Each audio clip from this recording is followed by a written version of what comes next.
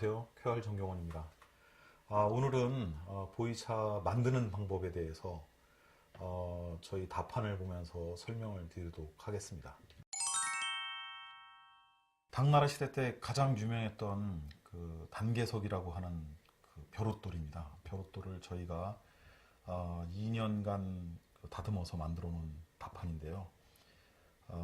보이차와 차마고도를 설명하기 위해서 만들었습니다. 자, 여기에 이제 보시는 이 나무가 애로해산에 있는 2700년 된 차나무입니다. 당시에 2005년도까지만 해도 2700년 차나무가 가장 오래된 차나무라고 알려졌거든요. 그런데 실제 운남의 차산에는 3200년 된 소만의 차나무와 그리고 3000년 된 대설산에 있는 차나무, 그리고 백행에 있는 2800년 된 차나무가 2700년 애로해산 차나무보다 더 오래된 차나무로 현재는 알려져 있습니다. 이 나무의 특징은 전봇대처럼 이렇게 길쭉하게 자라 있는데 이 높이가 2007년도에 기록한 게 29.4m였습니다. 지금 아마 30m 넘게 자라 있을 거라고 추정합니다. 전봇대처럼 높다 보니까 과거에 따는 방법은 세 사람이 일개조가 돼가지고 줄을 하나 휙 넘깁니다. 돌멩이를 묶은 줄을 넘기면 그 넘어온 줄에 가장 몸무게가 안 나가는 사람 묶습니다. 묶고 두 사람이 잡아 당기면 그 몸무게가 가장 가벼운 사람이 쭉 올라가 가지고 나무 가지에서 앉은 다음에 가지고 올라간 정글도를 탁 꺼내 들어 가지고 정글도로 가지를 쳐줍니다. 가지를 쳐서 떨어뜨리면 그걸 주워 와서 모아서 다 따는 방법으로 땄습니다. 그게 이제 유구의 다경에 기록되어 있는 벌이철지 했다라는 기록이 바로 이런 나무들을 과거의 당나라 시대에도 사람 키를 넘기거나 넘기는 교목의 차나무를 딸 때 이러한 벌이철지, 벨벌, 그리고 모을 철자, 베어서 모은다. 근데 좋은 차는 구하기 힘들다라는 것을 기록한 이유가 떨어졌는데 거의 좋은 차나무는 45도 정도의 경사지 또는 애려산 같은 경우에는 거의 70도 경사지도 있는데요. 그런 경사지에서 가지를 쳤는데 이게 낭떠러지 저 밑으로 떨어져 버리면 좋은 차를 구하긴 했으나 너무 멀리 떨어져 가지고 구할 수 없는 상태가 돼 버립니다. 예, 그런 기록을 우리가 당나라 유구의 다경에서 찾을 수 있는 겁니다. 그리고 요 밑에 있는 이제 차나무들이 3,400년 된 일반 고차수 보이차입니다. 남나산을 중심으로 해서 여러분들이 이름으로 많이 듣고 있는 토랑산의 노반장, 그리고 이무 고6대 차산의 고산, 많은 차산들이 시상반나의 많은 차산들이 다 3,400년 정도 된 차나무 밭으로 구성되어 있는데 이런 나무에 이제 사람이 올라가서 체엽을 하게 되는데요. 첫 번째 단계가 체엽 단계입니다. 올라가서 체엽을 하고 체엽을 아침 일찍 주먹밥 하나 가지고 올라가가지고 체엽을 합니다. 그리고 소수민족의 복장이나 우리 한복에도 주머니가 없듯이 소수민족 복장에도 주머니가 없는데 대바구니, 준비한 대바구니 또는 헝겊으로 만들어져 있는 그 다낭에 넣어가지고 이제 내려오게 되죠. 내려오면 집까지 걸리는 시간이 통상 짧게는 1시간에서 길게는 3시간을 걸어서 내려오는데요. 아침 일찍 체업한 차 잎은 이미 12시간이 지났고요. 그리고 저녁에 이제 내려올 때 딴 잎은 1시간 또는 3시간 정도 가지고 내려왔기 때문에 시들리기가 다 되지 않은 상태입니다. 그래서 오자마자 대나무 자리를 피고 또는 대나무 채반 안에 내려놔서 시들리기를 하는 과정이 바로 두 번째 단계입니다. 시들리기가 잘 돼야만 다음 단계인 세 번째 살청, 덕는 과정을 한 번 겪는데요. 녹차는 최하 3번에서 많으면 9번 한다라고 기록되어 있습니다. 구중, 구포는 우리가 많이 들어봤는데 과거에 수증기를 증차를 해서 녹차를 가공하기도 했기 때문에 구증, 구포, 9번 말린다 라는 기록이 이제 녹차의 이야기고 보이차는 단 한 번 덕습니다. 그렇기 때문에 시들리기가 잘 돼 있어야만 이 솥의 온도가 305도 정도 됩니다. 제가 레이저 온도기로 모든 곳에 그 온도를 재본 결과 평균값이 305도가 나왔는데요. 300도인 곳도 있고 310도인 곳도 있었습니다. 그러나 거의 대부분이 305도 어간이었습니다. 305도의 그 솥에서 대략 한 10분 또는 15분 정도를 지역마다 다 다르게, 왜냐하면 운남 대엽종이 보이차다라고 우리가 알고 있지만 운남에는 소엽종도 있습니다. 그리고 중엽종도 있고요. 그리고 대엽종도 있습니다. 그러다 보니까 각 줄기가 많은 차가 있고 입이 큰 차가 있고 줄기가 너무 짧고 입이 작은 차가 있고 여러 모양의 차들이 있다 보니까 이 덕는 과정이 서로 마을마다 다 틀립니다. 이 덕는 과정의 가장 중요한 거는 이 차잎 밖에 큐티클층이 있는데 그게 잘 녹게 해주는 게 첫 번째 원인입니다. 그래야 잘 녹아야 이 녹은 거를 다음 단계인 비비기 단계, 유념 단계가 있는데요. 요 앉아서 이제 막 비빕니다. 비벼주면 큐티클층을 잘 띄어내게 되는 단계인데, 요 띄어내게 돼야 비로소 차잎 안에 있는 성분이 밖으로 용출돼 나올 수 있도록 해주는 단계거든요. 그 다음에 유념을 하면서 비비면 공굴리식기식으로도 비비고 빨래하는 것처럼도 비비고 차의 특성에 따라 가지고 비비는 방법도 천차만별입니다. 근데 이렇게 비벼주면 세포벽이 붕괴돼서 뜨거운 물을 부었을 때 차잎 안에 있는 성분들이 밖으로 잘 우러나올 수 있도록 해주기 위한 게 바로 이 비비기 단계인 유념 단계입니다. 유념을 사람의 손으로 했느냐 기계로 했느냐에 따라서 나중에 차 맛은 완전히 틀려집니다. 왜냐? 사람의 손은 느낌이 있기 때문에 이 큐티클층이 잘 벗겨졌는지 안 벗겨졌는지를 알 수 있습니다. 비비다 보면. 근데 기계는 그냥 동그란 판에 빨래판 같이 생긴 거에 기계가 기계적으로 돌아가다 보니까 그걸 알 수가 없습니다. 그러다 보니까 큐티클층이 한쪽으로 자꾸만 밀리죠. 밀려서 여기 엉겨붙는데, 엉겨붙은 거를 다음 단계인 햇빛 말리기 단계, 다음 날 하루 왼종일 태양이 잘 떠야 이 햇빛 말리기 단계인 쇠청 단계가 아주 잘 되는데요. 보이차는 햇빛에 말린 차입니다. 다른 차들은 녹차나 홍차는 햇빛에 말리지 않습니다. 그늘에서 그냥 말려줍니다. 그런데 보이차는 특이하게도 햇빛에 말려주는데, 이 햇빛 말리기가 왜 중요하냐면 운남 지역이 북회이선이 지나가는 지역입니다. 그런데 운남 전역에 보이차가 있는 게 아니라 운남의 대한민국의 남한 정도 크기의 지역에 보이차가 있는데, 그 지역의 중간을 가로지는 게 북회기선입니다. 그러다 보니까 낮에 햇빛의 온도는 40도를 넘습니다.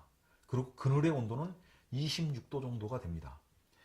이 40도가 넘는 햇빛에 말려야만 이파리의 수분 함량이 10% 미만으로 확 줄어드는데, 줄어들었을 때 쇠청모차, 비로소 보이차의 기본 형태인 산차가 만들어지는 것입니다.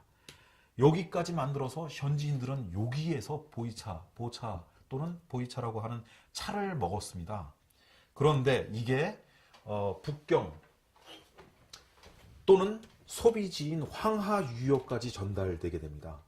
운남 지역이 중국의 요 지역인데요. 요 지역에서 만들어진 차가 말에 실려가지고 쭉 올라가다 장강까지 사천성, 바로 위에 있는 사천성의 경계 지역에 이르렀을 때 비로소 배에 실려서 이 장강을 따라 쭉 내려와서 경항문화를 따라서 장항과 낙양 또는 북경, 연경이라고 하는 북경 지역의 정치의 중심지, 소비지, 보이차의 소비지에 도착했을 때 비로소 그 진가를 발휘하게 되는데, 여기까지 산차 상태로 가기에는 너무 먼 데다가 곰팡이가 날 수도 있고, 그리고 또 으스러져 가지고 소비지에 도착했을 때 제값을 받을 수가 없는 상태가 됩니다. 그렇기 때문에 여기서 병차를 만들기 시작한 게 바로 보이차의 기본 모양인 둥근 모양입니다. 둥근 모양인데요. 이 보이차의 둥근 모양이 이제 만들어서 멀리 가기 위해서 만든 네, 보이차의 둥근 모양인데요. 산차를 다음 단계인 수증기를 세우는 증압 단계를 거칩니다. 증압 단계는 바로 요 단계인데요.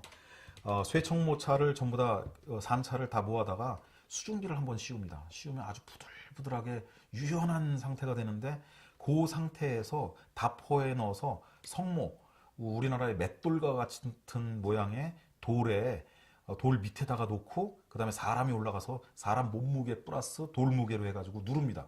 누르면 요런 떡 모양의 떡 병차가 만들어지는데 병차가 만들어진 후에 아주 멀리까지 가도 얘가 곰팡이가 나지 않고, 그리고 썩거나 부패로부터 아주 많은 스스로 방지를 할 수가 있고, 그리고 이파리가 부서져서 가지 않고 그대로 이파리가 사른 상태로 갈 수 있는 상태였거든요.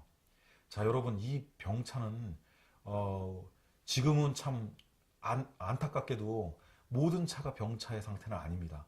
보이차가 이런 모양을 갖추고 있다 보니까 보이차만이 이런 모양을 가지고 있는 거라고 우리가 잘못 알고 있는 경우가 있는데, 사실 유구의 다경에서 이야기하는 모든 차의 모양은 이러한 눌려져 있는 기납차입니다. 기납차.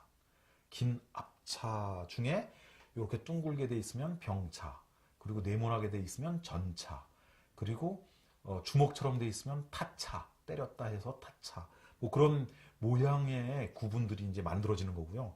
기본적인 거는 병차의 모양은 이미 당나라 시대 때, 그리고 또 우리나라 고려 시대 이전에도 이런 병차의 모양은 있었다라는 것을 기본적으로 알고 계시면 되고요.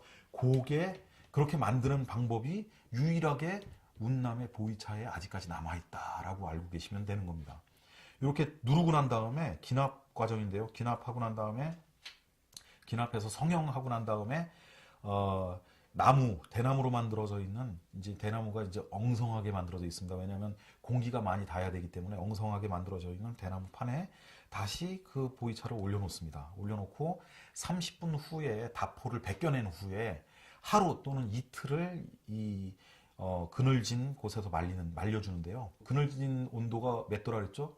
예, 맞습니다. 26도인데 뭐 밖의 온도는 40도가 넘어도 이 그늘지에 26도이다 보니까 좌우에 창문을 열어놓으면 공기가 잘 통해서 하루나 이틀 후면 이 안에 있는 수분이 완전히 다 빠져나가게 됩니다. 그러면은 안에 보이차 병차 안에 곰팡이도 안 쓰는 거죠. 여러분들이 금환이 뭐니 그런 이야기를 어디서 많이 들으셨을 겁니다. 사실은 그것도 곰팡이의 일종이거든요. 이 과정을 충분하게 하지 않고, 수분 빼기를 하지 않고 그냥 포장한 차에서 일어나는 현상입니다. 자, 다음 단계가 종이 포장을 하고 죽순 포장을 하는 단계입니다. 자, 여기 지금 제가 죽순 이파리로 차를 이렇게 병차를 쌌는데, 종이 포장과 죽순 포장은 사실 사람으로 치면 이 차가 알몸이었다라 그러면 요거는 안에 옷을 입은 상태고요.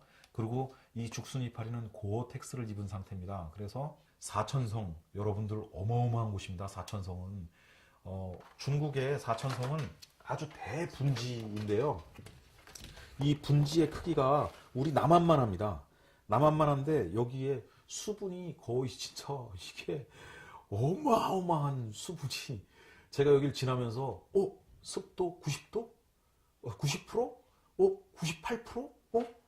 98%면 물속 아닌가? 라고 착각할 정도로 수분이 많았습니다. 그래서 과거에 마방이 이곳을 만약에 말을 싣고 지나갔다면 사천, 4개의 큰 강을 건너가야 되는데 이거 아마 못 건너갔을 겁니다. 그래서 제가 2번을 운전을 하고 직접 운남에서부터 북경까지 2번을 이 사천성 섬서성을 지나가지고 관마대도라고 하는 황제에게 바쳐진 길을 제가 가본 적이 있는데, 그때 가장 든 생각이 뭐였냐면 야, 이걸 어떻게 지나갔지?